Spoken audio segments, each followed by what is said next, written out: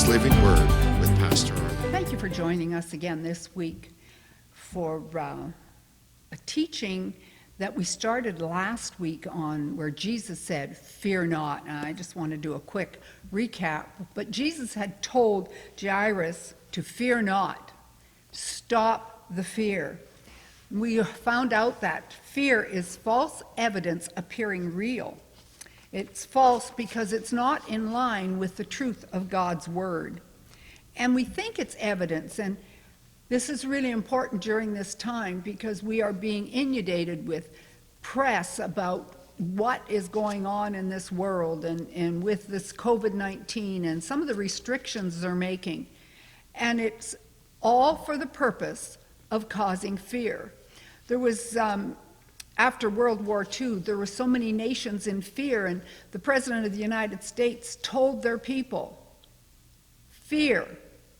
The only thing to fear is fear itself. And we found out last week that fear activates the devil.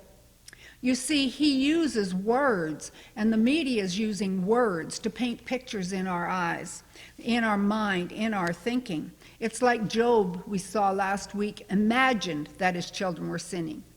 Didn't say they necessarily were, it's just he imagined it. And so then he spoke that. We saw after Adam and Eve fell that they hid themselves. Why? Fear. They ended up with the idea that God was mad, that they had gone against him, and fear entered in. And yet God didn't strike them down. In fact, he made coats of goatskin for them. So there's always that idea of fear of punishment. Fear, it's because we think we're going to be punished.